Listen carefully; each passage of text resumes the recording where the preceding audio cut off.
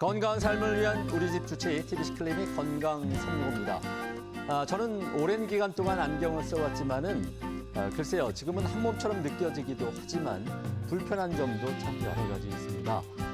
일단 추운 날씨에 밖에서 실내로 들어오거나 마스크를 낄 경우에 안경에 김이 서려서 불편하기도 하고, 가령 또 운동할 때 이게 또 벗겨지지 않을까 이래저래 신경이 많이 쓰이기도 하거든요. 맞습니다. 또 안경을 오래 끼면요, 이 묘하게 안경에 맞춰서 얼굴형이 변하는 느낌도 들기도 하죠. 그나마 콘택트 렌즈가 편하다고들 이야기를 하는데 이것도 오래 끼잖아요. 그러면 눈이 뻑뻑하고 자극도 가고 또 이물감이 느껴져서 인공 눈물은 필수템입니다. 특히나 환절기에 결막염으로 고생하는 분들도 꽤 많이 계시더라고요. 저도 이 안경인들의 고충을 잘 알고 있어요. 오랫동안 또 안경을 써왔는데 교정 수술 받을까 하다가 겁이 나서 저는 포기했던 적이 있는데요. 근데 요즘에 보면은 교정 수술 이 방법들이 너무 많이 발달했어요. 그래서 결국은 이런 생각을 합니다. 본인에게 잘 맞는 방법을 찾는 게 중요한 것 같아요. 아하. 네. 그래서 이번 주 건강 365에서는 시력 교정술에 대한 확실한 정보로 인생이 더 선명해지는 방법 알아보도록 하겠습니다. 자, 오늘의 주치입니다. 대구 메트로 안과 전문의 심삼도 원장과 지금부터 함께하겠습니다. 안녕하십니까? 안녕하세요. 네, 안녕하세요. 대구 메트로 안과 전문의 심삼도입니다. 네. 우리가 흔히 이제 안경이나 콘택트 렌즈, 그리고 방금 말씀드린 시력 교정 수술까지 이 시력이 안 좋아도 참 보완할 방법들이 최근에는 많아진 것 같습니다. 특히나 원장님 어떻습니까? 시력 교정 수술은 언제 어떻게 시작됐을까? 그게 일단 궁금해지네요. 네, 시력 교정 수술의 역사를 살펴보면은 자연스럽게 수술 방법에 대해서도 설명이 될 듯합니다. 시력 교정 수술은 기존의 건식 교정용 오목렌즈나 콘택트 렌즈 대신 각막을 오목렌즈 모양으로 절삭하는 것을 고안하면서 생겨났습니다. 40년 전부터 임상에 본격적으로 활용되었으며 대략 10년 주기로 새로운 수술 기법이 도입되었습니다. 1987년에 엑시멀 레이저를 이용한 각막 절삭 기술이 도입되면서 본격화됩니다.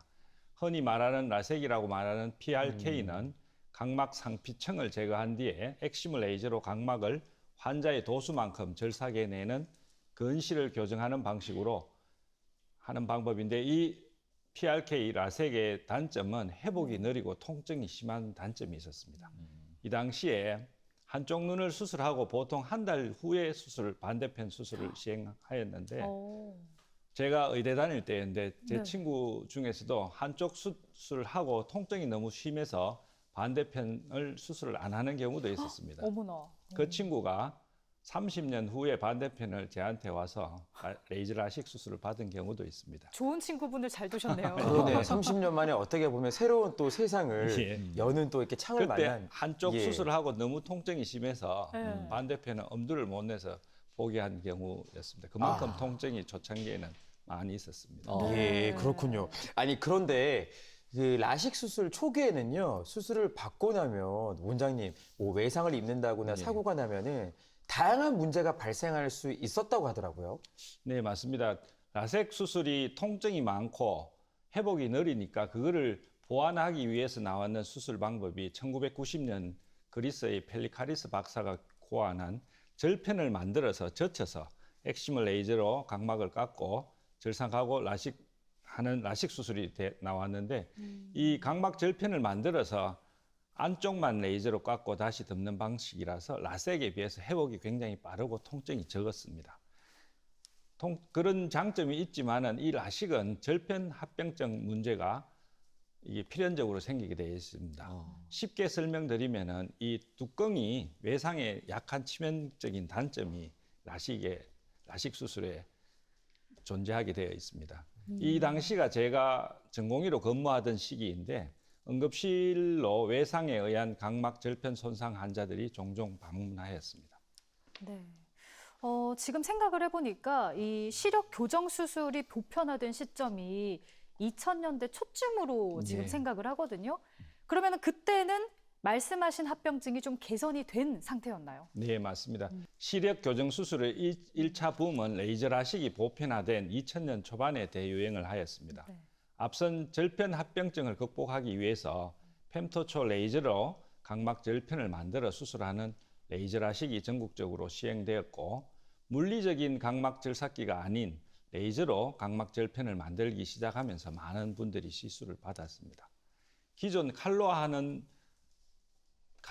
만들 때보다 안전하게 절편을 만들 수 있고 수직 절개가 가능해서 외상에 안전한 편이었습니다. 이 수직으로 절개해서 절편을 만드니까 젖혀서 레이저로 각막을 깎고 다시 덮었을 때 딱 끼게 되어 있습니다. 그래서 웬만한 송곳이나 이런 날카로운 외상 외에는 아주 안전해서 이 수술이 이제 유행하게 되었습니다. 안과 의사들도 2000년 이전에는 각막 절편에 의한 합병증을 응급실 등에서 직접 본인이 접하니까 직접 수술 받는 걸 꺼려 했었습니다. 그래서 안과 의사들은 시력 교정 수술을 받지 않는다는 말이 생겼었는데 펜토초 레이저 각막 절편을 만드는 레이저 라식이 보편화되면서 안과 의사들도 직접 수술을 많이 받았습니다. 저도 그 중에 한 명이고요. 아, 그렇군요. 저도 레이저 라식을 받았습니다. 예. 원장님께서 레이저 라식 받으셨다고 하니까 저도 안경 빨리 벗고 빨리 받아야 되겠다는 생각이 드는데 예. 오늘 좀 제가 열심히 듣도록 하겠습니다. 지금 그 의료기술 발전하는 얘기를 수술 기법에 대해서 발전하는 모습을 설명을 들었는데 요즘엔 또 더욱더 발전해서 스마일 라식 수술을 많이 한다고 얘기를 들었습니다. 어떤 건가요? 네, 요즘은 스마일 수술이 대세인데 스마일 수술은 2011년에 국내에 도입되었습니다. 도입되었을 초창기에는 시행착오가 있었습니다. 수술 시간도 기존 유행하던 레이저 라식에 비해서 많이 걸리고 수술 시간이 많이 걸리다 보니 부종도 생겨서 시력 회복도 천천히 되었습니다. 이런 이유로 스마일 수술 도입 초창기에는 레이저 라식과 스마일 수술이 혼재되어 이루어졌습니다.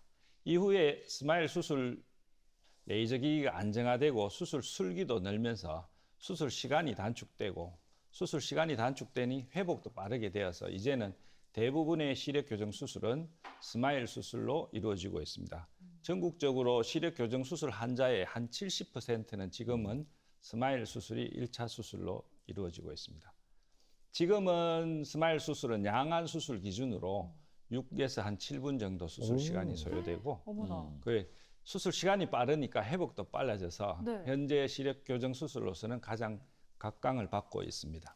환자들이 받고 나면 원장님 벌써 끝났어요? 이렇게 한번 시간을 체크할 것 같은데요. 그러니까요. 저는 이 스마일 라식이 어떤 수술인지 구체적으로 알고 싶거든요. 예. 제 생각에는 좀 만족도가 높아서 웃게 하니까 이제 스마일 그렇게 생각하시는 분들도 예. 많습니다. 이런 분 많은데 네. 아니라는 거죠. 예, 예. 네, 설명해 주시죠. 예, 기존 시력 교정 수술인 라식, 라섹은 엑시모 레이저로 각막을 태워서 절삭해내는 수술인데 이 스마일 수술은 완전 새로운 패러다임의 수술입니다. 펜토초 레이저라고 하는 정교한 레이저로 각막 절삭 부위를 디자인해서 절개창으로 빼내는 방법입니다. 그래, 아까 말씀드렸지만 환자분들도 간혹 이게 수술 받고 웃게 되어서 스마일인가 이렇게 생각하시는 분이 있는데 네. 이 수술명은 그 스몰 인시전 렌티큘 익스트랙션이라고 하는 영문의 앞글자를 땄는 수술 방법입니다. 스몰 인시전, 그러니까 즉 소절개에 렌티큘이라는 것을 빼내는 수술 방법인데 독일의 한 회사에서 상표 등록한 수술 방법입니다. 이곳의 특정 펜토초 레이저 장비를 이용한 각막 실질 부위에 직접 레이저를 조사해서 각 환자분의 근시, 난시에 딱 맞는 렌티큘, 즉 그 고유의 근시, 난시에 맞게끔 각막 실질을 오목 렌즈 모양으로 만든 덩어리를 빼내는 겁니다. 기존에는 각막을 엑시모 레이저로 태웠는데 이게 완전 방법이 달라졌습니다. 기존 라식이나 라섹하고 다르게 각막 절편 자체를 만들지 않고 2mm 정도, 2mm면 아주 진짜 작은 채소 절개인데 이 절개창을 통해 수술이 이루어짐으로써 수술 당일날 절개창이 거의 다 아물어 버립니다. 그렇기 때문에 수술 후에 안대를 하지 않아도 되고 세안 샤워도 다음 날부터 가능해서 아주 편한 수술 방법입니다.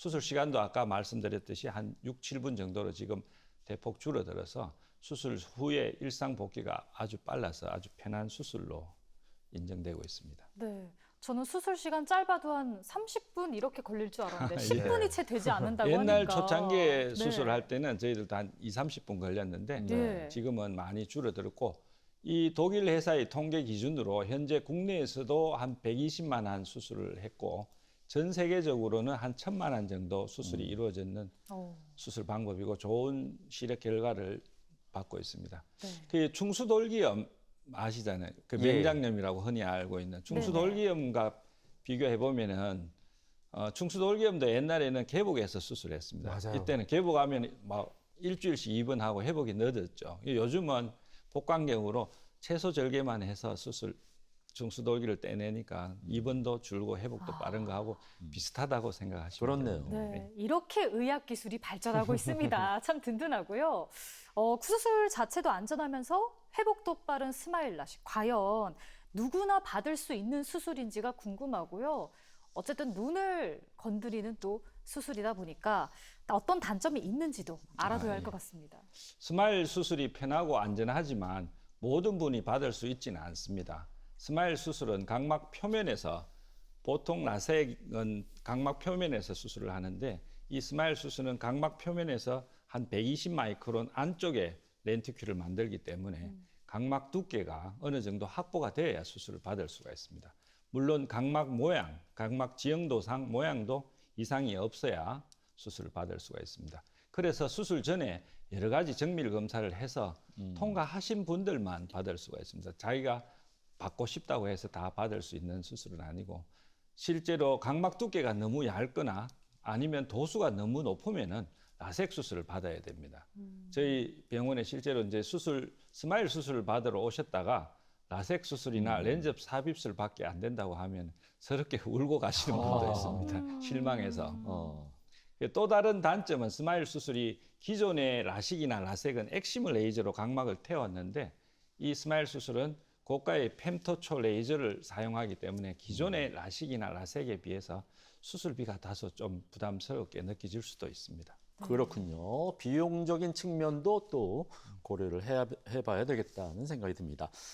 그런데 이 스마일 라식도 병원마다 용어가 조금씩 다르더라고요. 어떤 데는 뭐 스마트라든가 클리어, 뭐 실크 등등 여러 가지 용어로 불리우고 있는데 이것도 다 같은 그런 스마일 라식으로 봐도 될까요? 어떻습니까? 그 렌티큘을 빼내는 수술을 지금은 거의 스마일 라식이라고 통칭해서 하는데 알기 쉽게 설명드리면 조미료의 대명사인 모 회사의 상품명이 통용되어 사용되어지는 것하고 비슷하다고 생각하시면 됩니다. 인공감미료나 조미료라는 말 대신에 모 회사의 상품명이 통용되는 거하고 비슷한데 네. 스마일 수술은 독일 특정 레이저 장비 회사가 하는 수술이지만은 스마일 수술 자체가 여러 장점으로 시력 교정 수술의 대세가 된 후에 스마일 수술이라는 명칭이 여러 곳에서 많이 쓰여지고 있습니다.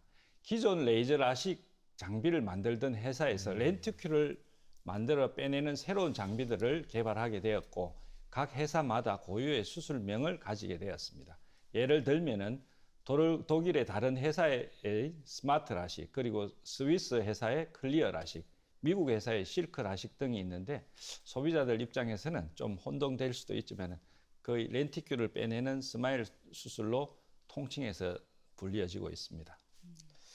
근데 원장님 시력 교정 수술을 받고 나면 그 회복 기간에 대해서 많이 여쭤보실 것 같은데 제가 생각할 때는 환자 개개인마다 조금 차이가 있지 않을까 싶거든요. 어떻습니까? 맞습니다. 통증에 대해서 먼저 말씀드리면은 수술 방법에 따른 통증 차이가 가장 많고 개인적인 차이도 존재합니다.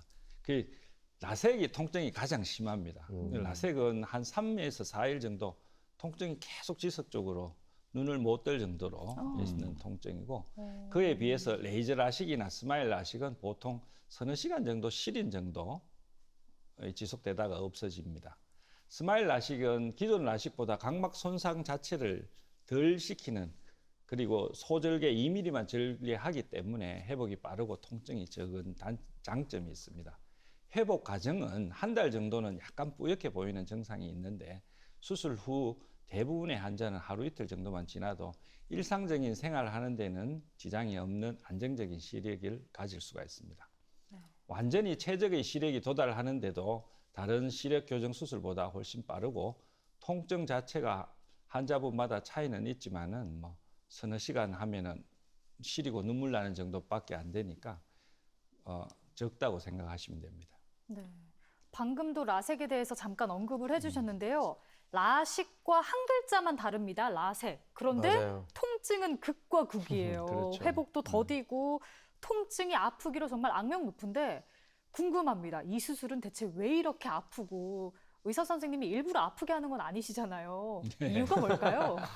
이 라섹은 가장 바깥쪽 각막 상피를 얇게 벗겨내고 그 아래 실지를 각막 엑시머 레이저로 깎아내는 수술이기 때문에 이 상피 자체가 벗겨지기 때문에 많이 아픕니다. 우리 몸에서 각막 자체가 감각신경이 가장 촘촘하게 분포되어 있는 기관이거든요. 네. 그래 아주 작은 이물질만 먼지만 들어도 눈은 개이게 되어 있습니다. 네. 그런데 그거를 상피를 다 벗겨냈으니까 아이고. 3일 정도는 이 상피가 다 무는 동안은 통증이 있을 수밖에 없습니다. 그게 뭐 진통제, 강력한 진통제라든지 치료용 렌저 이런 거를 해도 어쩔 수 없이 상피 조직이 재생되는 동안은 통증이 계속 지속적으로 있게 마련입니다. 네. 어쩔 수가 없습니다. 그렇군요. 예. 네. 그런데도 이제 수년 전까지만 해도 그래도 안전한 건 라섹이다 이런 얘기가 있었고 또 무엇보다 라섹을 해야만 하는 환자들이 따로 있다고 얘기를 들었거든요. 예. 이 설명을 좀 부탁을 드릴게요. 100분이 저희 병원에 오시면 한 70분 정도는 스마일 라식을 할 수가 있고 그 스마일 라식을 못하는 분 중에 한 15% 정도는 라섹 수술만 가능한 경우가 있습니다. 네. 그 이유는 라섹 수술은 각막 표면부터 바로 절삭하기 때문에 레이저 라식이나 스마일 라식에 비해서 각막을 깎았을 때 잔여 각막 두께가 두꺼워서 각막 자체가 얇은 분이거나 절삭량이 많은 경우, 그리고 눈이 많이 나쁜 경우에는 스마일 수술은 불가능하지만 라섹 수술은 가능한 경우가 간혹 있습니다. 그 스마일 수술이나 라식 수술은 불가능한데 라섹 수술은 가능하다는 이야기 때문에 라섹 수술이 안전하다고 생각할 수도 있어서 그런 말이 생긴 듯합니다. 최근에는 라섹보다는 회복이 빠르고 통증이 적으면서 안전한 스마일 수술이 더 선호되는데 수술 전 검사에서 각막 모양이 좋지 않거나 얇은 경우에는 어쩔 수 없이 라섹 수술만 가능한 경우도 있습니다. 그래서 라섹 수술은 회복이 느리고 통증이 많고 또 자외선 차단도 4달 정도 해야 됩니다. 그렇지 않으면 각막에 혼탁이 생기기 때문에 스테로이드 안약도 또 한 서너 달은 장기간 사용을 해야 됩니다. 그렇군요. 근데 라섹에도요, 원장님 보니까 수식어가 많이 붙더라고요. 네. 뭐 넌터치, 투데이. 저는 궁금한 게 과연 어느 라섹 수술이 가장 좀 효과가 좋을지 좀 알려주시면 좋겠어요. 네. 기본적으로 안과별로 라섹 앞에 붙는 용어들이 굉장히 많습니다.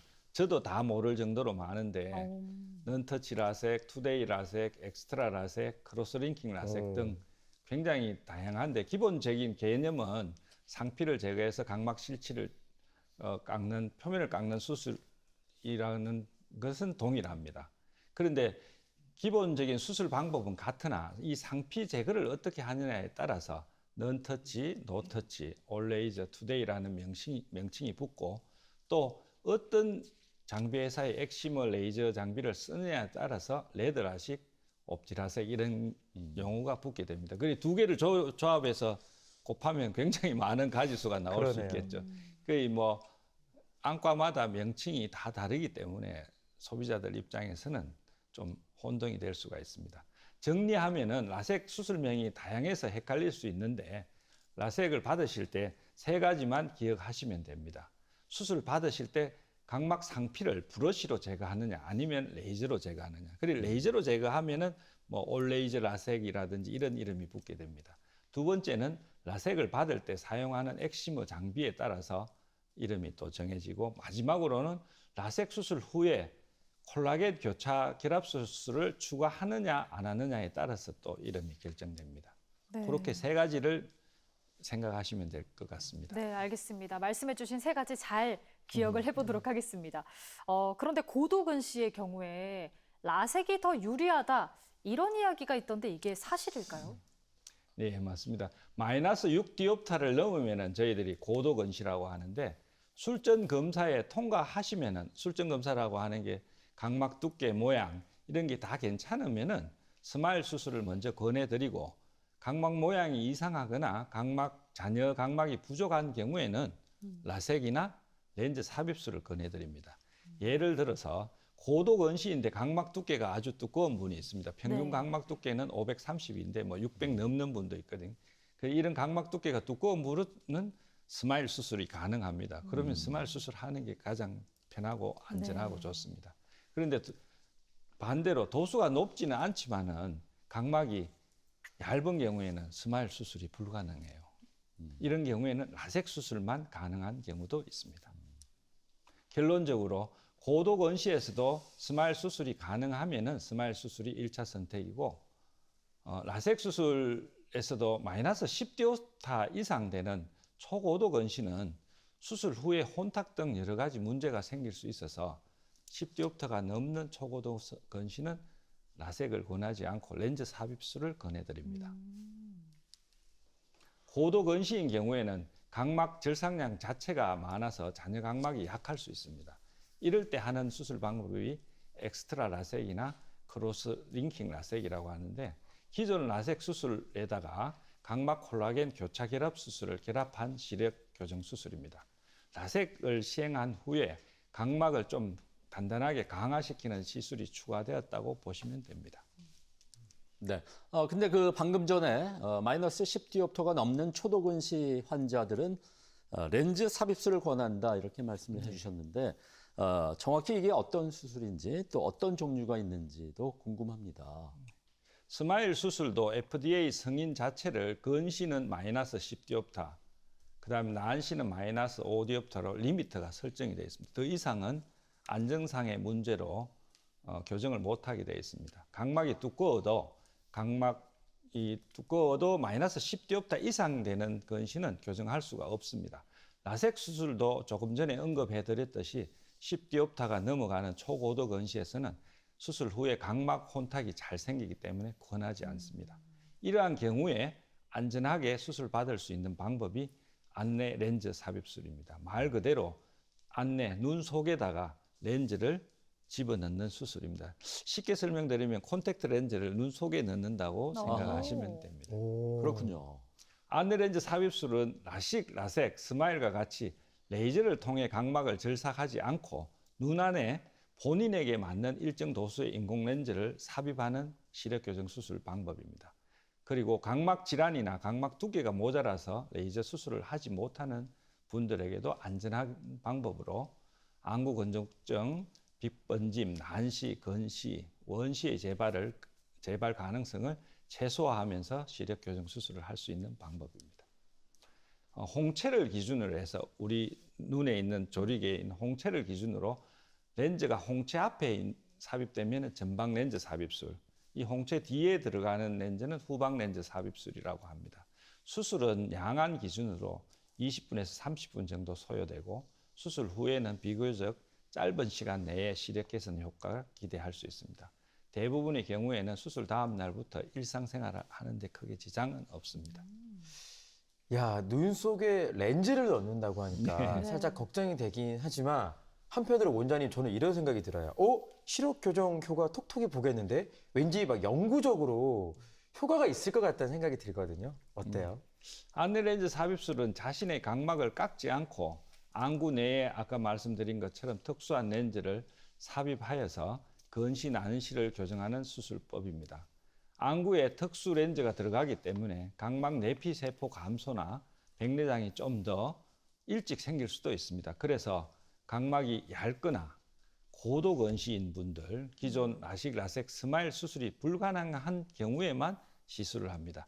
이 1차 선택으로 선택되어지지 않는 이유가 이런 문제점이 생길 수 있기 때문에 그렇고, 이론적으로는 평생 유지가 가능한데 수정체가 노화로 인해 백내장이 생기거나 시력 상태도 나이가 들면서 좀 변할 수가 있습니다. 이런 경우에는 렌즈를 교체하거나 제거해야 됩니다. 나이가 들면 아무래도 노화나 백내장 같은 변화 때문에 눈 자체가 변하면 시력도 변할 수가 있습니다. 그럴 때는 이 가역적인 수술이니까 언제든 렌즈를 교체하거나 제거할 수 있는 가역적인 수술 방법입니다. 네. 제 친한 친구도 이제 렌즈 삽입 수술해서 지금 잘 지내고 있는데 옆에서 보니까 굉장히 편하게 잘 살고 있더라고요. 편하게 산다는 말이 좀 이상하긴 한데. 그런데 궁금합니다. 혹시 눈에 넣은 렌즈가 문제를 일으킬 가능성은 없을까요? 드물지만 있기도 합니다. 안내렌즈 삽입술 또한 다른 시력 교정 수술처럼 안전한 수술이며 심각한 부작용이 생길 가능성은 적지만 눈 속에 인공으로 된 렌즈를 삽입하는 수술이므로 드물게 합병증이 생길 수도 있는데 이를 사전에 방지하기 위해서 수술 전 정밀 검사가 굉장히 중요하고 공간이나 이런 게 확보가 돼야 수술을 할 수가 있습니다. 근데 이런 게 안 되면은 아무 수술도 못 하는 경우도 내원 환자의 5에서 한 10%는 아무 수술도 못 합니다. 그리고 이런 렌즈 삽입술을 받으신 분들은 매년 정기 검사를 잊지 말아야 됩니다. 매년 정기 검사 시에는 백내장, 녹내장 발생 유무와 내피세포를 체크합니다. 네. 정기적인 검사를 하면서 이상이 생길 경우에는 또 안내 렌즈를 제거해야 됩니다. 이 두 가지만 지켜주시면 됩니다. 그렇군요. 예. 지금까지 이제 여러 시력 교정 수술에 대해서 설명을 들어봤는데, 이런 수술을 받은 다음에 뭐 눈부심이라든가 빛번짐 그리고 여러 가지 안구 건조 같은 부작용을 호소하는 환자들이 또 간혹가다 계시거든요. 이게 수술별로 어떤 부작용이 있고 또 이런 후유증들은 좀 감내를 해야 되는 건가요? 어떤가요? 모든 수술 방법이 완전 무결한 방법은 없습니다. 수술 후에 부작용이 생기는 주된 이유는 수술 중에 발생하는 각막 손상이 잘 회복되지 않기 때문이라고 볼 수 있습니다. 이로 인해서 대표적인 증상이 방금 말씀해 주신 안구 건조증, 빛번짐, 눈부심, 복시, 각막 혼탁 등이 있는데 이는 수술별로 정도의 차이가 존재합니다. 라식의 경우에는 절편을 만들기 때문에 절편으로 인한 신경 손상을 회복하기 어려워 다른 수술에 비해서 안구 건조증 생길 확률이 비교적 높습니다. 그리고 각막이 얇아지면서 탄력이 적어지는 경우 각막이 앞으로 튀어나오는 각막 확장증이 생길 수도 있습니다. 절편 합병증은 레이저 라식이 생긴 이후에는 거의 없어졌습니다. 시력 교정 수술 받고 나면 말씀하신 대로 관리가 참 중요할 것 같아요. 일단 뭐 눈에 선크림을 바를 수는 없으니까 제가 생각할 때는 선글라스를 좀 착용하는 것도 좋을 것 같고요. 근데 받고 나면 이런 질문 많이 하실 것 같아요. 원장님, 저 언제부터 좀 자유롭게 좀 눈 비비면서 예. 씻을 수 있을까요? 예, 어떻게 됩니까? 중요하죠. 씻는 세안 문제가 굉장히 중요한데 수술 종류에 따라서 세안을 할 수 있는 시기가 조금씩 다릅니다. 라식 수술은 이 절편 자체가 25mm 절개가 있기 때문에 이게 좀 단단하게 고정되는 시간이 필요하거든요. 그래서 눈을 비비면 안 되고 수술 후에 한 3일 정도는 세수를 못 하게 되어 있습니다. 하루 정도는 물수건으로 가볍게 얼굴 주변만 닦아주는 식으로 하고 4일 정도 지나면은 물 세안과 샤워를 시작하시면 됩니다. 사실 눈에만 물을 안 넣으면 되니까 샤워는 뭐 다음 날부터 해도 무방합니다. 세안하는 것만 좀 조심하시면 되고 라섹은 수술 후에 치료용 렌즈를 수술 후에 넣어 놓는데 세안 시에 렌즈가 빠질 수가 있습니다. 그래서 렌즈를 빼실 때는 렌즈를 뺄 때까지는 물 세안은 하시면 안 되고 물수건으로 가볍게 닦아주시고 렌즈를 제거하는 4, 5일이 지나면은 세안을 할 수가 있습니다. 스마일 수술은 절개 자체가 아까도 말씀드렸지만 2mm로 작아서 상처 회복이 수술 당일날 다 됩니다. 그래서 세안은 그래도 안전하게 다음 날부터 가능합니다. 라식이나 스마일 라식의 경우에는 특별히 자외선 차단을 할 필요는 없는데 라섹의 경우 수술 받은 눈이 자외선에 과도하게 노출될 경우 각막 상피세포 회복에 영향을 줄 수 있으며 아까 말씀드렸는 합병증 중에 각막 혼탁 같은 합병증이 생길 수가 있습니다. 그렇기 때문에 라섹 수술은 수술 후에 3개월 이상은 강한 자외선이 있는 때는 선글라스나 모자 등을 착용을 해서 자외선 차단을 꼭 해주셔야 됩니다. 네. 수술 직후는 물론이고요. 또 그 후에 꾸준한 관리가 필요한 이 시력 교정 수술, 그 예후에 있어서도 참 중요할 텐데 과연 수술 후에 꾸준히 지키면 좋을 생활 수칙이 있다면 뭐가 있을까요? 수술 직후에는 각막이 안정되지 않은 상태이기 때문에 몇 시간 동안은 눈이 불편할 수 있습니다. 이때는 외부의 자극을 최대한 피하는 것이 중요합니다. 강한 빛을 직접적으로 보지 않고 그리고 요즘 많이 하는 스마트폰이나 컴퓨터를 장시간으로 하는 것도 눈에는 좋지 않습니다. 그리고 수술 직후에는 의사가 제공한 안약을 처방대로 잘 사용하셔야 됩니다.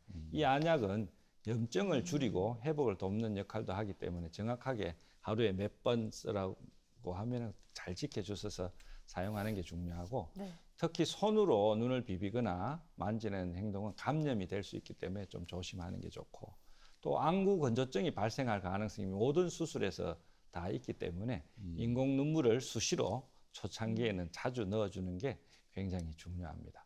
그리고 정기적인 수술 후에는 정기적인 검진을 소홀히 해서는 안 됩니다. 수술 후 일정 기간 동안은 꾸준하게 안과를 방문하셔서 초반에 잘 관리를 하면은 평생 잘 유지할 수 있습니다. 검진 과정을 통해서 합병증이 생기는지 그리고 추가 치료가 필요한지 그 체크를 하시면 됩니다. 네, 오늘 이렇게 다양한 시력 교정 수술에 대해서 함께 알아봤습니다. 예민한 눈 수술인 만큼 전문의와 충분히 상의를 한 다음에 자신에게 가장 적합한 수술 방법을 찾는 게 참 중요하다. 다시 한 번 더 생각해야 되는 것 같습니다. 마지막으로 우리 시청자 여러분께 당부의 말씀이 있다면 전해주시죠. 예, 시력 교정 수술은 꼭 받아야 되는 필수 수술은 아니지만 삶의 질을 높이기 위해서 수술 받는 경우도 많습니다. 기존 안경 사용이 불편하지 않으시면 하실 필요는 없지만은 안경을 사용할 수 없는 직업이나 여러 이유로 콘택트 렌즈를 장기간 사용해야 되는 분에게는 저는 오히려 수술을 권합니다. 요즘은 시력 교정 수술이 많이 발전되어서 콘택트 렌즈 사용하는 것보다는 더 안전하고 눈 건강에도 좋다고 생각됩니다. 직업상 안경을 착용하기 힘든 분들, 특히 소방관, 군인, 운동선수 등에도 추천을 드립니다. 무엇보다도 중요한 것은 수술 전에 충분한 상담과 사전 검사로 환자 본인에게 맞는 최적의 시력 교정 수술 방법을 선택하는 것입니다. 그리고 또한 수술 후에도 올바른 관리와 정기적인 검진을 통해 눈의 건강을 지속적으로 유지하는 것이 중요합니다. 수술도 중요하지만 수술 후 관리도 중요합니다. 네, 알겠습니다. 지금까지 대구 메트로안과 안과 전문의 심삼도 원장과 함께했습니다. 오늘 도움 말씀 감사드립니다. 고맙습니다. 고맙습니다.